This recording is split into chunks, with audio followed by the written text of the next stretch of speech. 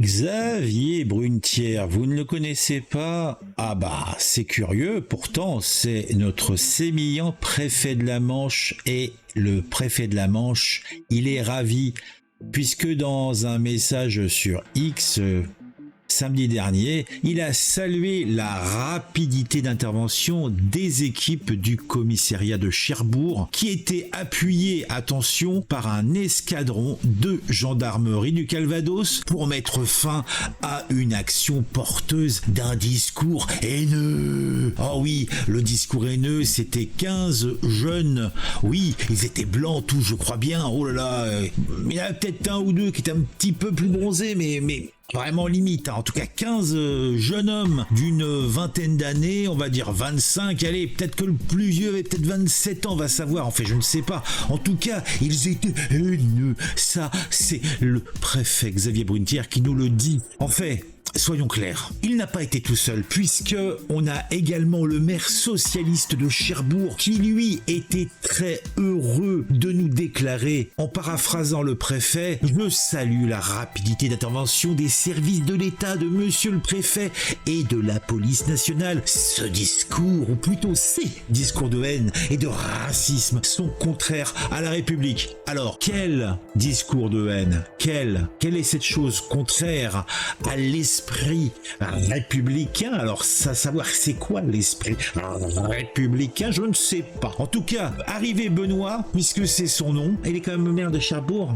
C'est marrant, on les entend pas ces gens-là, que ce soit le préfet ou que ce soit le maire, on les a pas trop entendus, à part faire des petites déclarations de principe. Ils sont tous vachement contents. Mais qu'est-ce qui les rend contents comme ça? Alors déjà, peut-être le fait qu'on a mis en garde à vue pour 48 heures, hein, pas moins, hein, ils ont fait 48 heures de garde à vue, et en plus on rajoute ça, une comparution immédiate, 12 militants du collectif Argos. Le collectif Argos, c'est justement là, ces fameux jeunes hommes dans la vingtaine qui sont venus manifester, oui effectivement, sans autorisation devant le domicile de Oumar, ou Soumar, ou Bernard, en fait je ne sais plus, hein. En tout cas l'immonde, le joueur de ballet, le tortionnaire. Oui, donc ces 12 militants, ils sont en comparution immédiate, peut-être comme ça directement, et le maire il est ravi, et le préfet ils sont ravis. Quel est donc le crime affreux qu'ils ont fait, ces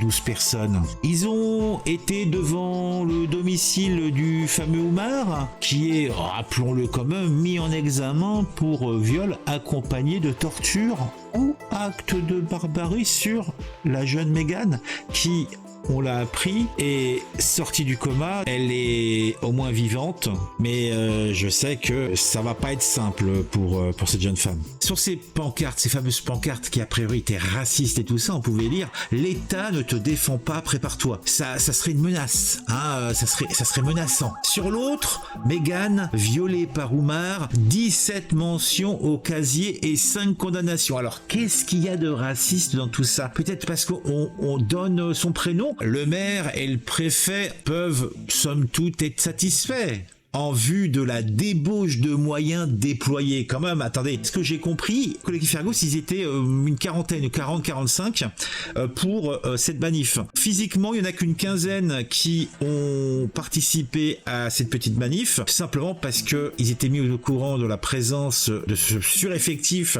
de forces de police, quand même, hein. Le commissariat, 4 quarts de CRS qui attendaient de pied ferme que la manifestation non déclarée ait lieu, puisque une demande avait été faite et refus aussi avait été fait, bien sûr, ça va sans dire. Ils avaient quand même prévu et dépêché des renforts, hein, au cas où, mon Dieu, ainsi ils étaient venus à 3000. Non mais Argos, à ce qu'ils déclarent, ils sont 200 francs, quoi, voilà, à tout péter, hein. Ils ont même pas été foutus de les serrer pendant la manif. C'est simplement quand les différents groupes se sont séparés pour rentrer chez eux que ils ont coincé une douzaine de militants à un barrage policier. Et dans la voiture, alors là, attention, ils auraient retrouvé, mon Dieu, des couteaux et une matraque.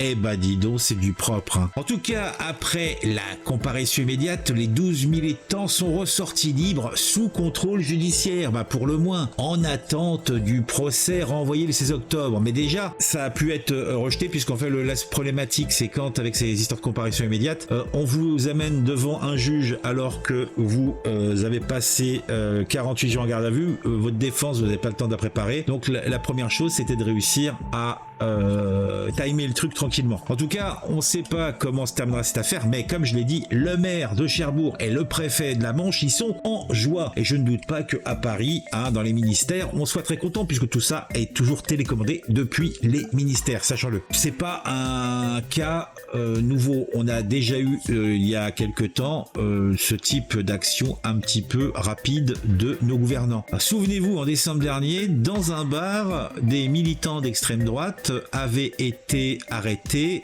en marge du match France-Maroc. Libération ne reculait devant rien et déclarait dans ses pages « Nuit bleue, peste brune, etc. etc., etc. » Ils ont été jugés en septembre, c'était le 8, ils sont sortis du tribunal libre. Qu'est-ce qui se passera pour les militants d'Argos? Ça dépendra de la furie et de la méchanceté du système. On trouve des excuses à certains, mais à d'autres, on n'en trouve pas. Ce qui est quand même assez chaud, c'est quand vous lisez les propos, que ce soit le préfet, que ce soit le maire, on nous parle de propos haineux, racistes. Ces comptes, on les entend fort pour parler de cette manif, pour dire que ce sont tous des vilains racistes, des vilains haineux qui en veulent à tout le monde.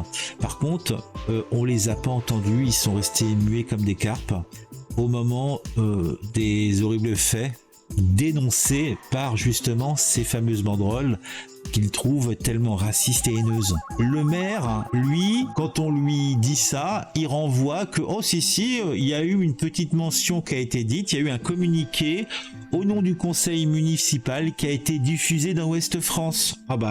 Personne n'a entendu parler. Hein. Et cela justifie son silence sur les réseaux sociaux. Il argue la discrétion et la retenue. Là, par contre, il n'a fait preuve d'aucune discrétion et d'aucune retenue. Et tout ça par respect pour les victimes. Oui, bien sûr.